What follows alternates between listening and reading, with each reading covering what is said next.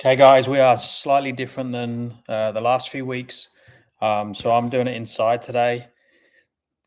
We have some builders across the road, busy, and they have music playing and stuff. So yeah, so make and do. So normal deal, just ask questions. I'm a little bit limited in here, like for equipment, but I'm planning to train a little bit of straight arm, so a bit of planche work, a bit of press work, but I'll just see how the Q&A goes, see what you guys want to know, and we'll go from there. So I just need to warm up. I'm going to put you in a better position as well. Just need to put something. Just grab a table. Rather disorganized because I wasn't expecting not to be able to use the training space outside, but we are where we are. So let's have a play. Rosie's here as per usual. Let's warm up. The lights aren't great, are they? Let's see if we can. Okay, I'm just going to warm up a little bit, get some protraction, do some little tuck hold positions. So the goal is to get stool press, planche press, that type of thing today. We'll just have a little warm up with the scapula, shoulders.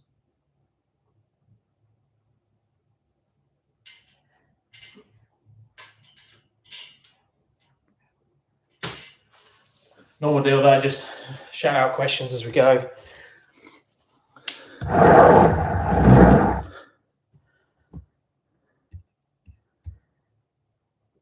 That's not very good, is it, that light?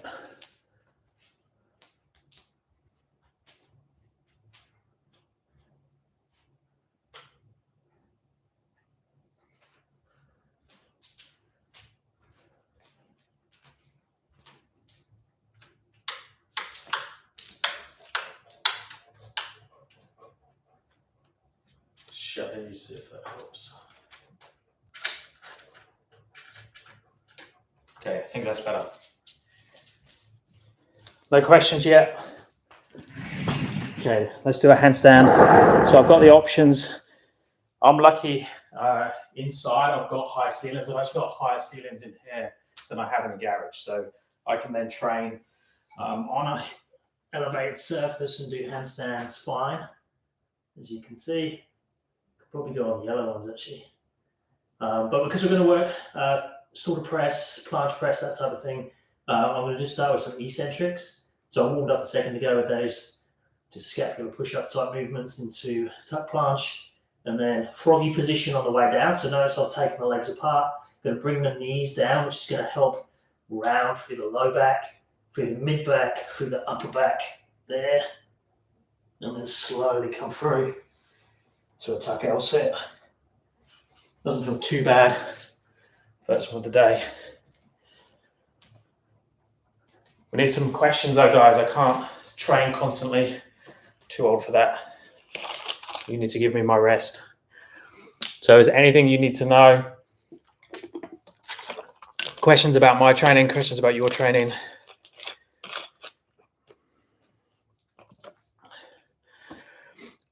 Basically, the balance is the same. You still have to train. So the question is, what's the difference when doing handstand like this and directly on the floor?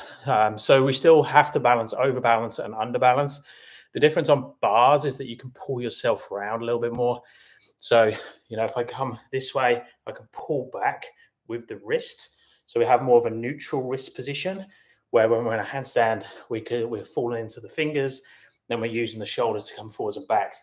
Now, the same technique, if I start to go too far overbalance, I need to push into the bars or pull with the bars to come back from overbalance. So it's a little bit different feeling when you do the overbalance, but underbalance is exactly the same. So we're still going to use shoulders. Let me just put the camera back a little bit so you can see what my feet are doing in that position. Okay, I think you should be able to see better than that. Oops. So now if I go overbalance, I'm going into the fingers, or not the fingers, more like pulling on the bars to stop myself falling. But if I go under balance this way, notice the shoulders still come forwards. So that's exactly the same as the under balance control in the freestyle handstand. So the movement's the same. We're still trying to fight under balance, over balance. However, the technique is slightly different just from a neutral wrist position. And a lot of people will like the neutral wrist position because it's not so hard on the wrist. Because I'm in a line there, if I have to go this way and press there, it's much harder on the wrist. So I would train a bit of both. The issue with only training P-bars means that you only got P-bars. So then if you, forget your P-bars, you can't handstand. Good doggo and handstand. Yep, she's always here. Okay, let's warm up this this planche press a little bit more. So I'm going to do, make a bit more space.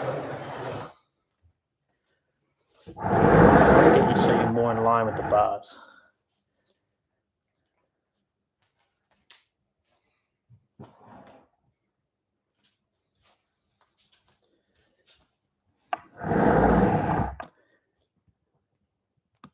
Okay, so I'm going to do just some press up, pushing through protraction. So really focusing on pressing up. So pushing the bars into the floor, rounding the upper back, pushing slightly forwards. It's going to allow me to lift the legs up. And then from there, I'm just going to press handstand. And then come back down the way I went. So low hip press handstand. So if you're learning press handstand, it's going to be easier when your hands are here. Then we start to go to a deficit and the hip is lower. Now when you do a starter press, so if you're pressing out of the straight or L-sit position, your hip is low. When you do a planche press, your hip is low. So training on a deficit is really useful. If you can't get up from that position, but you can do a normal press handstand, you can do something like this where you've got your feet here. So now it's only a slight deficit between where the hands are and feet are, and then press from there. But the same idea.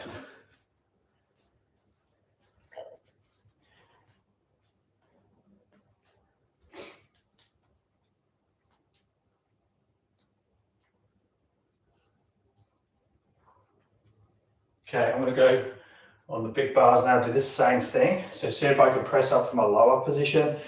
I'll go in between to start with. So I'm going to use feet on the step. So now I have a deficit of this.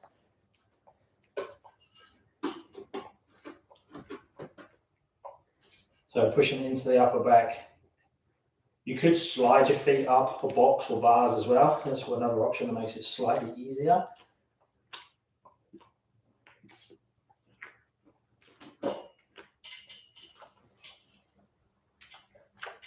Okay, and then on the way down, I'm going to go into my tuck planche.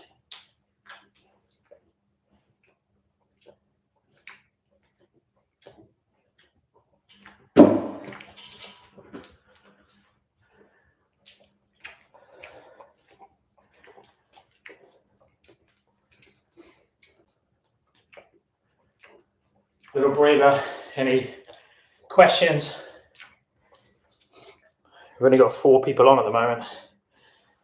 I'm doing these a little bit unorganized at the moment. I will plan to get a fixed time on a Friday. That's the goal.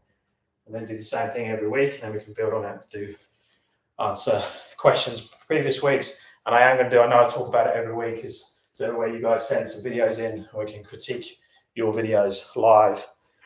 And then I can show you, like demonstrate stuff while I talk about it. I can hold handstand for like 3 to 5 seconds. Just keep doing handstands to gain strength. I don't need some pike push up also, because I think I might use the time doing pike push ups to do the handstand. I would do both. So I'd be training straight arm strength, so some planche work, and some pike push ups. Dips, that type of thing. So straight arm strength and bent arm strength as an addition to your handstand balance. But I wouldn't back off on the handstand balance. So I continuously work that. I'm doing things like under balance work, over balance work. So back to the wall, chest to wall, pulling from the wall, using the shoulders for the under balance. And then for the overbalance, using the fingertips to pull from the wall to slowly make the balance window bigger and bigger. Then if you add some strength, some control through the scapula on top of that, you'll just get stronger and stronger.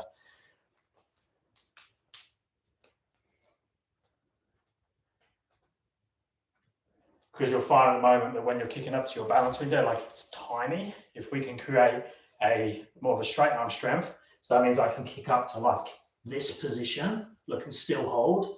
So see, I'm underbalanced, but there's my handstand all the way up there, but I just caught in this position. And what that does is that gives you a massive balance window to jump into, to kick into. So your consistency of catch is going to get bigger and bigger. And it's just going to give you more time to play around in different variations of handstands. And then you just got more time in the position. Then you get more time in the position. You got time under tension. So your handstand balance is just going to increase more and more and more.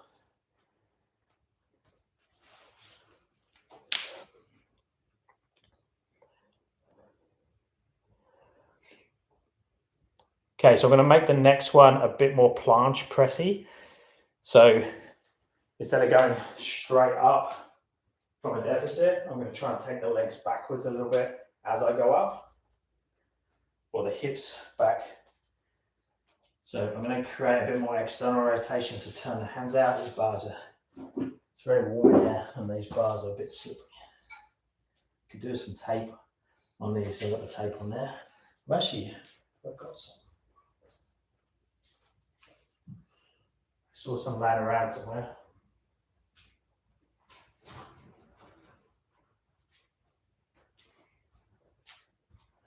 Yeah, so a quick fix. You see I've got it on here for bar muscle ups. So I'm doing a strict bar muscle up on there. The bars can get very slippery. Now chalk is good, but another option is to stick a bit of this physio tape on here. So let's do that. Let's see if that helps. Trouble is I'm running out of excuses if I do things like this. So a bit of the tape down there.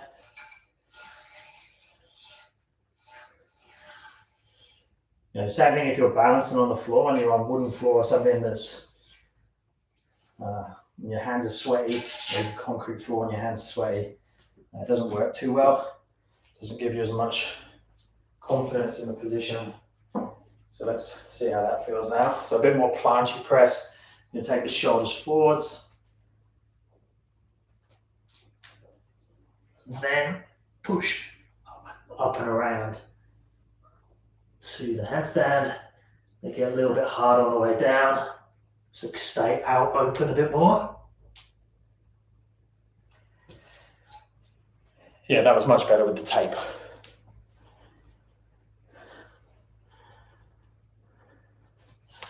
Hey, how you doing? Any other questions, guys? There's only 6 of you on, so I'm going to answer every question at the moment.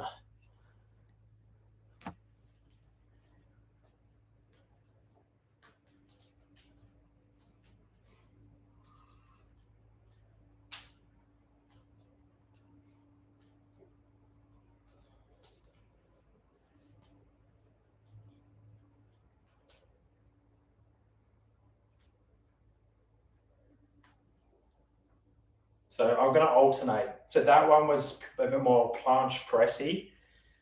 So the hips and the legs went more around the back, shoulders came further forwards, and then we got into a straight position at the top.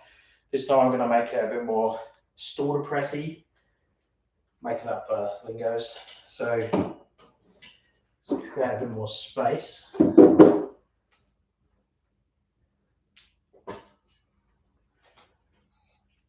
So now I'm going to go bent leg straddle, which will allow me to round my back a little bit more when I come through. So it's going to make the starter press a little bit more clunky, but a little bit more easier to do for me because I'm going towards my strengths. So keep the legs a little bit bent. Hip comes up, feet come around the outside into the straight handstand. Back the same on the way down. So bend the legs, helps me round through the back. Find the straddle L. especially when I haven't warmed up any flex. So you'll have to listen to your body each day when you're doing stuff like the press handstand, even like planches and things. You need to go, okay, I've got this much strength, I've got this much flexibility. Do I want to spend time doing the flexibility? Obviously, the ideal position would be to do more flexibility work in the moment. But if you're doing a quick session, doing something like this, where my focus is on answering your questions and get a little bit of a training session in, I don't want to spend loads of time doing flexibility work. So I'm going to change the way I position my body when I go through the skills, the drills, to fit. And also the training space. So I had to change to training indoors today. That's limited me on certain things. So I've had to work with what I've got and then adapt the training accordingly. When using bar stands, should I be afraid that the stands fall over sideways? When learning, that can be an issue. Basically, when you're learning, everything's a bit crazy, and that's why it's really hard and feels like you're using loads of energy, just because there's loads of movements in lots of different directions, and you're just basically fighting yourself. When you become stronger in your positions, so look, if I go on these yellow bars, the reason I've got a mat here is because look, these move. They don't just tip side to side, they also slide. So I was worried if I push down on them, they're going to start sliding. However, if I put them on this black mat, as long as I push constantly down, they're not going to move anywhere. If I push them to the side, yes, they're going to move. So the only reason they're going to flip out to the side is if I do something silly, normally when I'm jumping into them. So if I press slowly, so if I'm pushing down on the bars constantly and then go up, I'm going to be fine. But if I do this, if I jump crazy and a lot of my weight and my energy is still in my hips and my legs, my shoulders and my arms are going to do something weird and I could flip them out to the side. So yes, what I recommend you do is when you're using bars like this to start with, don't handstand on them. Handstand on lower bars if you're going to use bars. But with these ones, start with a movement like a shoulder stand where I can enter very slowly. I get used to pushing down on the bars. I get used to using the shoulders coming forwards to counterbalance the hips. I can pull into that position and look, I can come into there very easily and back out with lots of control. So I'd be thinking about that. So do the movements that you can do with control. Learn to push down on the bars. Then when your handstand gets stronger, you'll be eventually able to handstand on the higher bars as well. Because sometimes if you're learning and you use the fixed bars, sometimes that will give you confidence, but you'll then jump onto bars that are not fixed, and you could fall. So you obviously got to be very careful with that.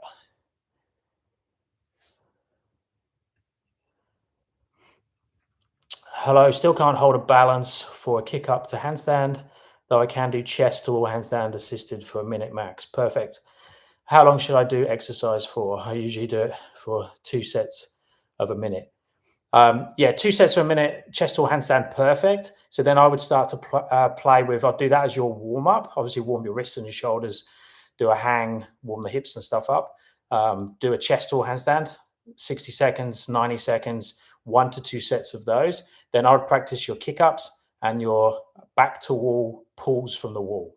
So your heel pull drill. That way, using the fingertips to pull from the wall, so you start to learn how to increase your balance window and how to increase your control.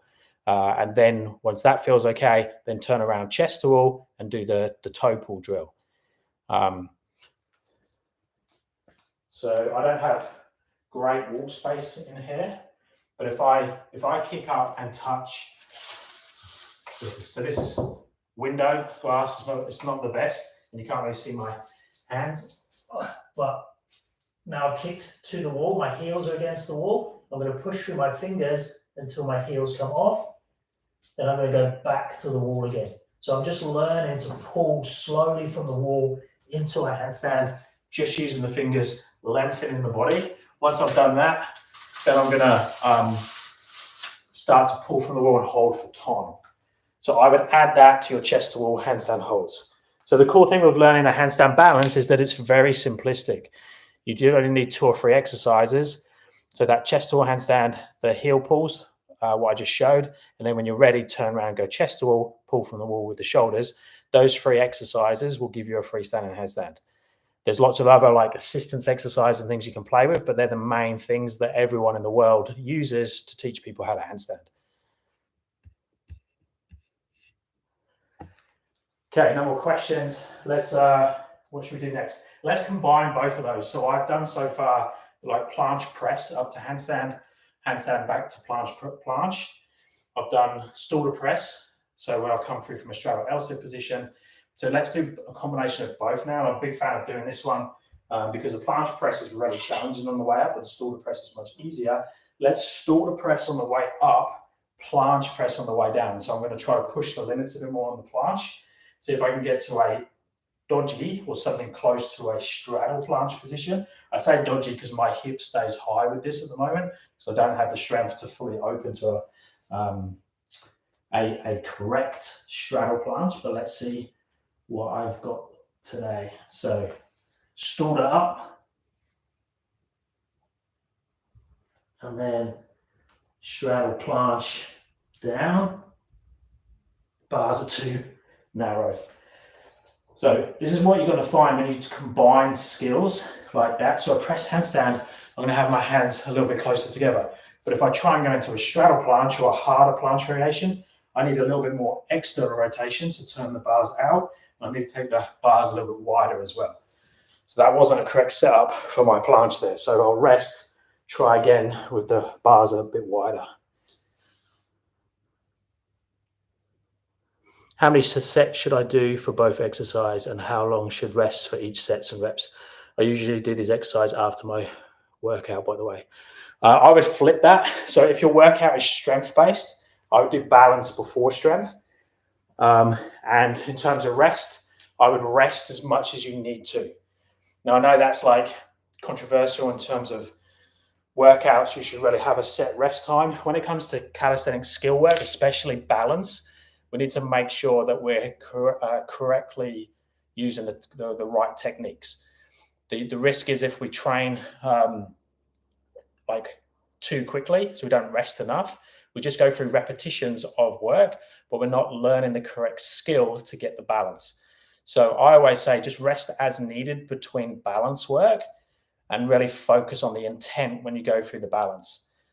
Because you can do like fast little reps with hardly any rest, or you can do slow controlled repetitions, really listening to your body, get the correct technique, even videoing yourself like on every set. Then in between the sets, looking at your phone where you videoed and just go through your technique, check you're doing the right thing, and then just repeat that process and not even worry too much about sets and reps. Focus more on quality of technique in the skill that you're working on and do it that way. And you get much better results.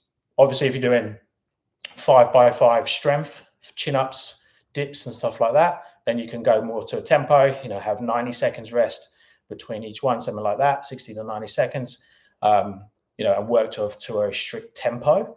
But if you're training handstand balance skills, I would focus more on technique of skills, not worry too much about sets and reps.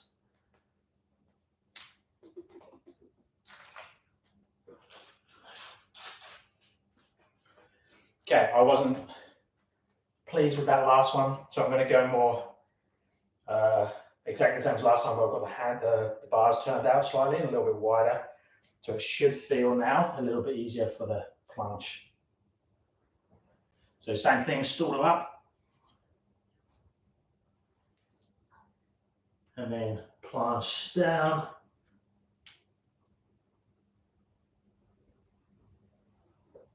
Not too bad. Bars still don't feel right.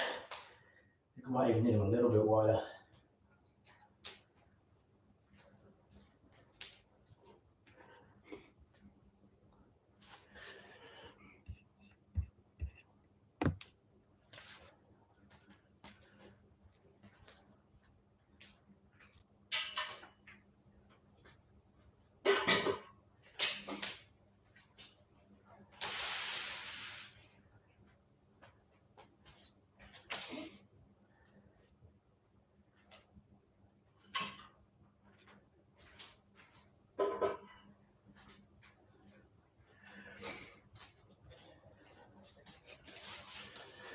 Okay, I got good progress on my handstand, but working for my press to handstand, I developed a twinge in my shoulder. I want to be as cautious as I can. How long can you take off before you lose progress? I would do some like rehab type work on your shoulder while you're resting it, while you're working with it. So just drop back on the progression to make things really easy. So really focusing on like protraction, retraction, holding just a rounded upper back position, and doing, rotator cuff exercises and things like that. But, mainly focusing on this type of thing. So even just in a kneeling position. So here, put the thumbs by the knees and push into the floor. So in that position now, see, I'm rounding my back. And then from there, I can push up and just put weight into like I'm doing a tuck plunge when my toes are on the floor, and then back down again. If that feels okay, you can start to make that a little bit bigger and do things like push into protraction, go up, right up onto tiptoes. So this is like start of your press handstand there, push in, and then coming back down again. But you're making sure that you're maintaining really good shoulder position all the time, no collapsing. You might need to take your legs a little bit wider as you come up, bend the legs, that type of thing, hold, come back down. So I'd be working on easier variations. That might give you pain. So you just start with just this, no weight, just looking at mobility, protracting, holding, rounding. So you should be able to still hold a conversation there. Relaxing, going back down to retraction, and then pushing back up. Because if we just rest completely, you're normally going to rest in like faulty patterns where your body is creating bad habits.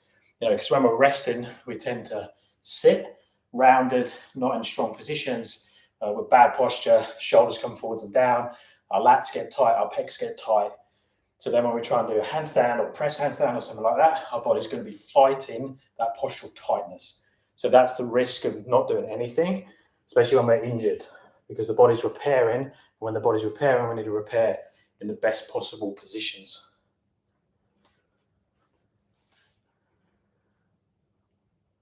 Hi, Paul. Complete beginner on handstand, but wanted to say thanks for all your vids, which give me hope. Awesome.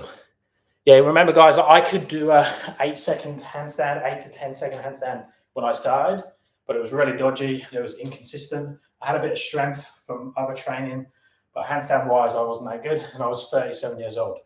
So I've seen people train handstands and learn to handstand at 30, 40, 50, 60 years old, with no real background in it at all. So this style of training is just so good at any age. You just got to give your body time. Most people give up because of the frustrations of how long things take, but it feels like you're making no progress. Like press handstands are a really good example. You'll feel for ages like you're not, like, this is absolutely impossible. I can't lift my toes off the floor. But then one day you just slightly go a little bit more into the position, and then suddenly like your toes lift off the floor for the first time. And you're like, I can press handstand. But up till that point, you thought it was absolutely impossible. You can't explain how to press handstand to someone. It just, when it happens, you'll understand it, but again, you won't then be able to explain it to anybody else. So it's one of those weird things. So just, stick with it, and it will slowly come. Okay, let's try that same one again. So stool to press up, planche down. See if we can get a bit more of a cleaner straddle planche. Any feedback? You guys are watching, I can't see it. Let me know. It can be harsh.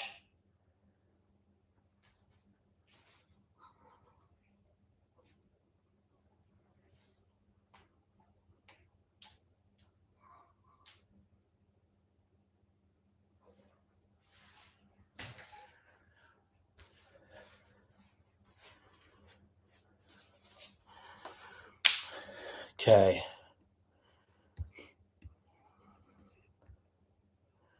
When I'm doing my kick up handstand, I find it easier to kick up when leaning forwards a bit, but then I keep on falling due to lack of balance. But I see people's kick up handstand with straight arms. Yeah, look, when you kick up to handstand, let's see if I can grab a bit more space.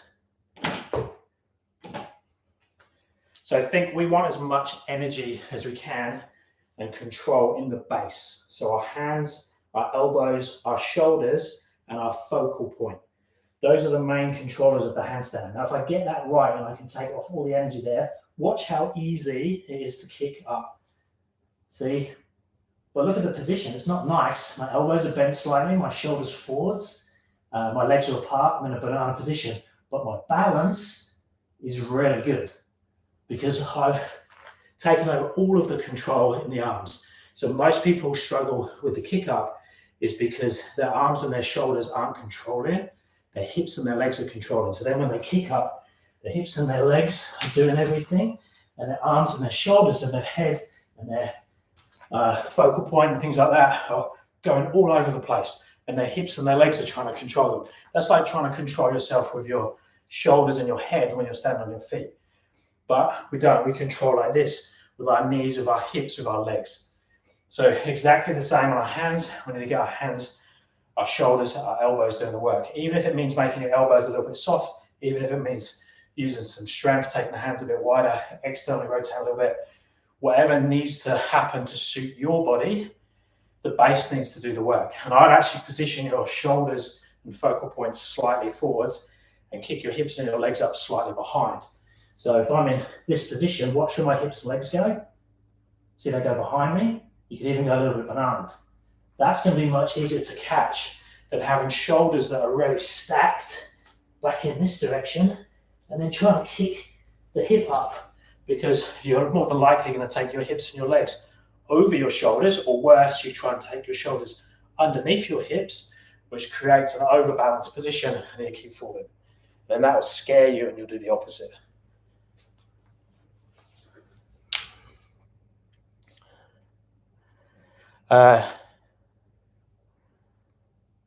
Should I continue with the forward lean progress? Yeah, so hopefully that just answered that.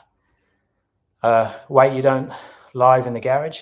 Yes, I normally do. So there's building work. They're building a house across the road, and there's builders there doing like brickies, doing brickwork, and they've got music and stuff on loud. So I couldn't do the live in there today. I nearly didn't do it, but I'm trying to be consistent. Can you break down the technique to handstand push up without arching to make it easier? I'm not strong enough for it, but I feel like the balance is limiting. Anyway, yeah, basically you just need to understand the shoulder stand. I'd become, even if you don't feel strong enough to get the correct technique of the handstand push up, I would become an expert at that shoulder stand position. So where you have head and shoulders forwards, feet backwards, and get really good at mummifying the rest of the body. I want the rest of the body to act as one piece. So when I'm in this position, see how my body's as one piece there. So from the shoulders are controlling the feet. So that's exactly what we want to happen in the handstand push-up. So we start in the straight position with the handstand. You take the shoulders forwards, feet come backwards, then we come down. Ideally, we would then come back up in that same technique. Normally what happens when we banana is we're trying to keep feet over towards overbalance, like I was just demonstrating with that handstand I was talking about. So the base is in one position, and then the hips go backwards and the feet come over to help us balance. That's exactly the same as what most people need to do when they're first learning the concentric of the handstand push-up. So with the handstand push-up, I would just focus on slow, controlled eccentrics, and then the concentric, let it be a little bit ugly if it needs to be. Let me see. I trained handstand push-up yesterday, but it should still be available for at least one rep. So controlled on the way down, feet go backwards, head comes forwards, and then on the way back up, arch slightly to help you up. So you're still maintaining that like underbalanced position with the torso, but your legs are going over to help scoop you out of the position. So that's what I would be training. And then over time, your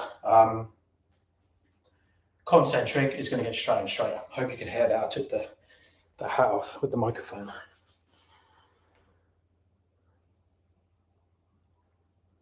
Okay, hey Paul, I just started being able to kick up and balance for 3 to 5 seconds. Thank you for the constant motivation.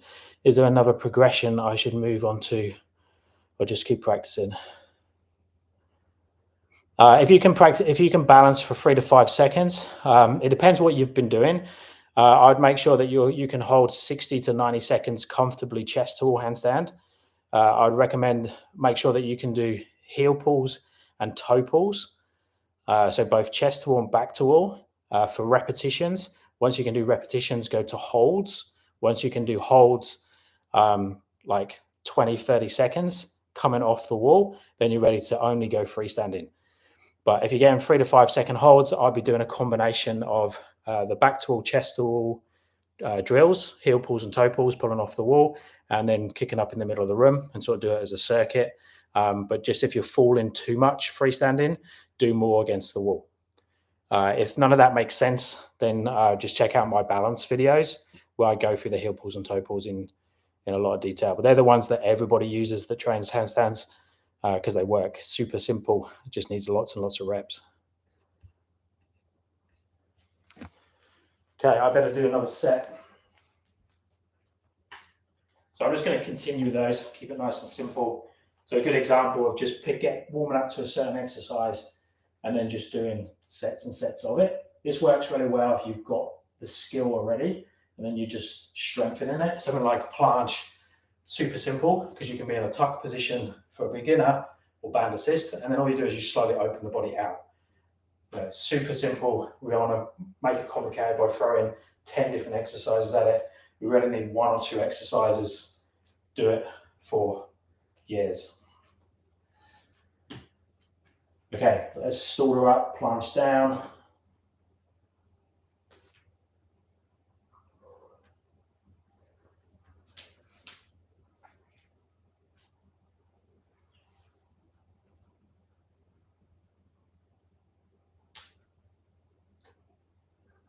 Oh, shoulder planche feeling hard today.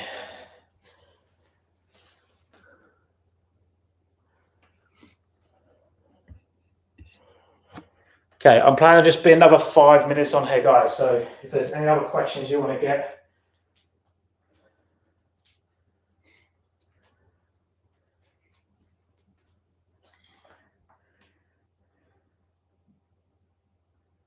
And like I said, the goal is to be on weekly, normally in the garage. Much easier to train than there.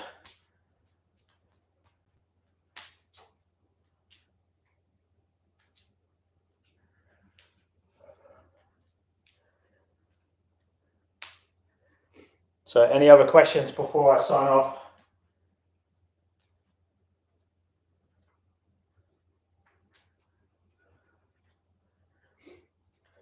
I'm going to go do some front lever pulls in the garage. I won't obviously take you guys out there because it's too noisy, but that's the plan. So that's what I'm going to, instead of supersetting the exercises, I'm doing them by themselves. One, because that's my priority at the moment, is the push-in. It always has been handstand push-ups, planche press, stuff like that. And then secondary, I'll do the pull-in. So the front levers, front lever pulls, skin the cats, that type of thing. When doing stomach to wall handstands, how much tension do you want in your body? So enough tension to stop your body collapsing, no more. So you don't want to be. You should be able to hold a conversation while you're doing it. If you're holding a position like this and you can't talk because you're squeezing everything, it's too much. Now you shouldn't visually see or feel lots of muscle tension. It should ideally be all working together. Now, the reason you might be feeling lots of tension, so say I don't have great flexibility and my overhead position looks like this with my hands, but when I set up for my chest to handstand, I set up like this, straight away, you can hear it in my voice. If I try and keep hollow, so glutes and abs on, and put the biceps by my ears, that's now really hard. But if I take my hands a little bit wider, look, now I can hold a conversation and I can go back into that position. But as soon as I put myself in a position that I physically can't go into without fighting myself, then I'm going to use too much energy. So it's trying to ride the edge of where your flexibility is at, challenging yourself, but not making it to a point where you can't breathe. So you sort of have to find that thin line. Over time, it'll become easier and easier, and then you'll just be able to hold a conversation. It'll be a piece of cake. That's where we want to get to. But when you're learning, you just got to try and ride that edge. So don't make it too hard. Don't try and make it too pretty. Try and just make it nicely stacked. Get to a point where you're not collapsing hold there for as long as you can, and then it should slowly progress week to week.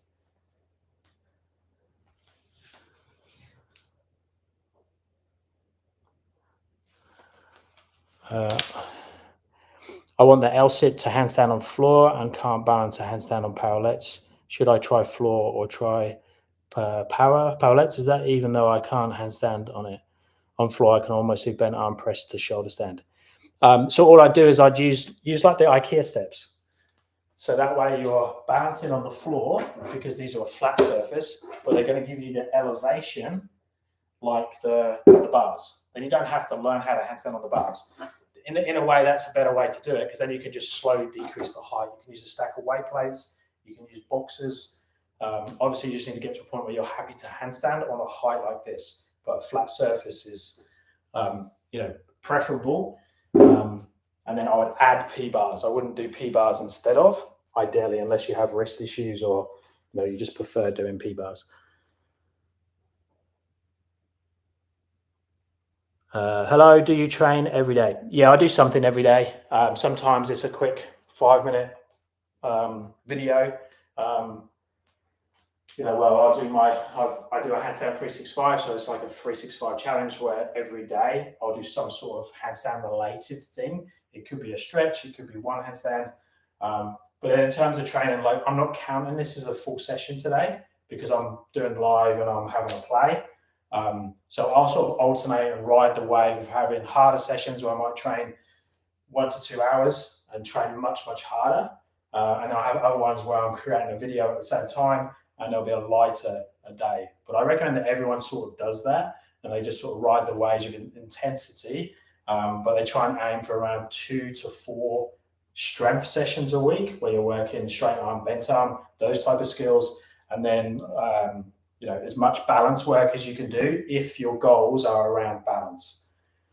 You could do the same with like strength sessions where you do a push and a pull. It doesn't have to be bent arm, straight arm. But that type of routine. Just to clarify, I'm 61. Perfect. 61 is an awesome age to learn to handstand. That's perfect. We've got someone in their 70s who's handstanding. Yoga background, so they've got quite a bit of flexibility, but as a female, and she's not that strong. And she's doing handstands in their 70s. There's a couple of other guys, I think, on YouTube as well, and Instagram in their 60s and 70s that are doing really well. So you can keep handstanding for forever. That's the cool thing.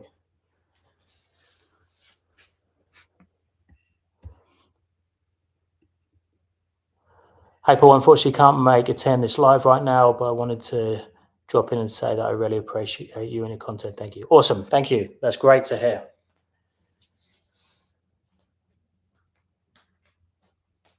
And guys, if you do have any questions and you can't hang around, or if you're just passing through, stick stuff down in the comments. I'm going to try and get that community posts up more often to ask for questions. So then I can do some Q&A style videos where I'm just answering questions because I miss a lot of them on the comments on the YouTube videos. Okay, let's try one more and then I'm going to switch off if there's not too many other questions. Let's just go for the stool and planche again. Try and make it the best one yet.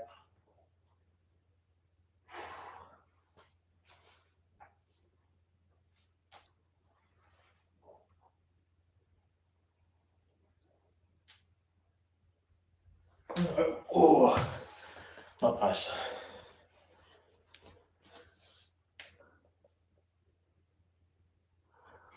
Okay, with heel pulls, can you explain how your heels come off the wall? Why does the pushing through the fingers do it?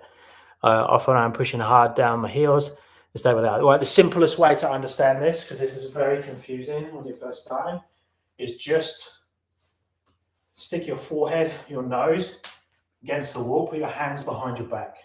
So lean against the wall like so, with your nose against the wall. So now I'm just going to push through my toes and take my body off. Then I'm going to slowly take my body back. Don't touch the wall, get really close. Feel where the tension is. You'll feel lots of tension in the toes at this point. So you're pushing your toes really hard into the floor. Now, the reason that works is because the connection from my feet to my head is really good. And I'm naturally turning my glutes and my abs on just enough to allow me to do that. See how much I can rock into my toes and come back in. It's exactly the same when you're on your hands, pushing into the fingers, but pushing the fingers by themselves doesn't work. We need to get a connection from the fingers to the feet. And then by playing with this and thinking about it and going, okay, I can't do this when I do it. Look, I can move my hips backwards, but now it's not, my toes aren't connected to my head. They're only connected to my hips. So that would keep my head on the wall. I need to make sure that my hips don't do that and the torso and the legs are one piece. Now it works. So I'm lengthening complete and making the body one piece. Then I can push through the fingers. It will talk to my hands. But if I try and kick off the wall, if I try and move through the hips, it's not going to work. For L to handstand, do you get your hips up by leaning as forwards as possible or by going very down with your head? So to learn that, you just need to go eccentrics, so slow down, but also just do a standard press to handstand, whether it's straight arms or bent arms, and then start to work a deficit. So like I showed at the start, I don't know if you was here at the start of the video, so I was talking about pressing from this point. So now my feet are lower, which has made my hip lower relevant to my hands. If I'm in this position and press, my hip is high and I can go up. If I'm in this position, my hip is low. So that's getting closer to an L-sit position, whether it's straddle or pike. And if I can press from there, I have to go forwards, but I can't just go too far forwards because I actually start to collapse. I've got to go up through the upper back and slightly forwards. Now my toes can come off. So it's a combination of pushing up and forwards with the upper back into protraction, that planche strength, and leaning forwards. And if you're doing a bent arm version, bend the arm slightly as well. But it needs to be pushing up and away.